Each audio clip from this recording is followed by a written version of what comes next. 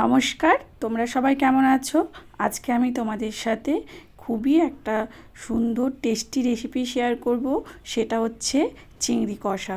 এটা প্রায় সকলেরই খুব ভালো লাগে।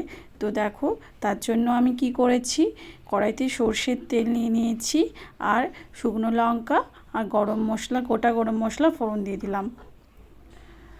তোমরা এটা হয়তো সবাই বানাও, বাট আমি কীভাবে বানাই সেটাই তোমাদেরকে দেখাচ্ছি। তো দেখো, এখন আমি গোটা জিরে দিয়ে দিলাম একটু, দিয়ে ফোড়নটা একটু হয়ে এলে আমি এখন এর মধ্যে পেঁয়াজ বাটা দিয়ে দেবো। একটা বড় সাইজের পেঁয়াজকে আমি বেটে নিয়েছিলাম মিক্সিতে। দেখো, পেঁয়াজ বাটাটা দিয়ে দিলাম। পেঁয়াজটাকে একটু ভেজে নেব।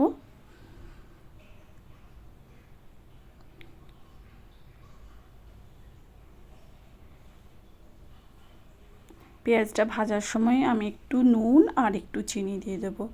চিনিটা দিলে কালারটা খুব সুন্দর আসে, আর নুনটা তো জানোই আমি দিই পেঁয়াজ ভাজার সময় নুন দিলে অনেকটা আমার কী হয়, পেঁয়াজটা তাড়াতাড়ি ভাজা হয়ে যায়। অনেক সময় আমি গ্রেভিতেও নুন দিই না, কারণ অনেক সময় পেঁয়াজে নুন দিয়ে দিলে গ্রেভিতে নুন হয়ে যায়, ওই জন্য আমি টেস্ট করে তবেই দিই। তো দেখো, পেঁয়াজের মধ্যে নুন দিয়ে দিয়েছি, এখন পেঁয়াজটা ভাজা ভাজা হয়ে এসছে। এখন আমি এর মধ্যে আদা রসুনের পেস্টটা দিয়ে দিলাম। আদা রসুনের পেস্টটা দিয়েও খানিকক্ষণ একটু নাড়িয়ে নেব, যতক্ষণ না আদা রসুনের কাঁচা গন্ধটা যায়। আদা রসুনের কাঁচা গন্ধটা চলে গেলে, ভাজা ভাজা হয়ে গেলে, আমি এখন এর মধ্যে হলুদ গুঁড়ো, লঙ্কার গুঁড়ো দিয়ে দেবো, দিয়ে একটু সামান্য পরিমাণে জল দিয়ে দেবো, নাহলে পুড়ে যাবে মশলাটা। কারণ শুকনো মশলা দিলে না, একটু জল দিয়ে দিলে ভালো হয়, তাহলে মশলাটা পড়ে না। এখন আমি এর মধ্যে জিরে গুঁড়ো আর ধনে গুঁড়ো দিয়ে দিচ্ছি। মশলা পুড়ে গেলে কিন্তু রান্না খেতে ভালো লাগে না, এই জন্য একটু হালকা করে জল দিয়ে দিলে ভাজতে প্রবলেম হয় না। তো দেখো, আমার মশলাটা প্রায় ভাজা ভাজা হয়ে এসছে।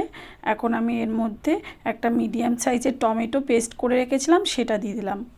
টমেটোটা খুব একটা লাল ছিল না, এই জন্য সাদা সাদা দেখাচ্ছে।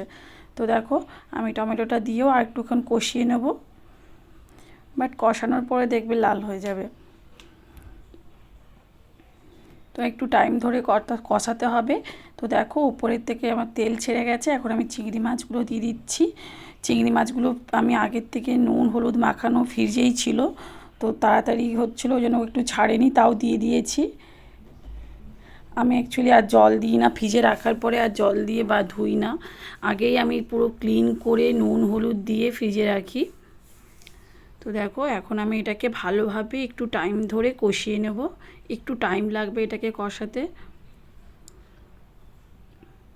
এটা কিন্তু গরম ভাতের সাথে খেতে খুবই সুন্দর লাগে। আমার তো খুবই প্রিয়, আমার ছেলেরও এটা খুবই প্রিয়, আমার খেতে খুবই ভাল লাগে এটা। তো দেখো, আমার এটা প্রায় কষানো হয়ে এসছে। আমি কষিয়ে নিয়েছি এটাকে, 10 মিনিট মতো ধরে আমি কষিয়েছি। এখন ওপরে কাঁচা চেরা লঙ্কা দিয়ে দেবো,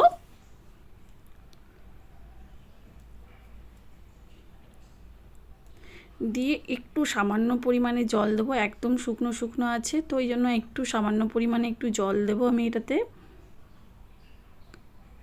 জল দিয়ে ওটাকে আবার একটুক্ষণ মতো রান্না করব, 5 মিনিট মতো। দেখো, একদম সামান্য পরিমাণে জল দিয়েছি, কারণ আমি এটা কষা কষাই রাখবো। এটা পোলাওয়ের সাথে, বাসন্তী পোলাওয়ের সাথেও কিন্তু খেতে খুব ভালো লাগে।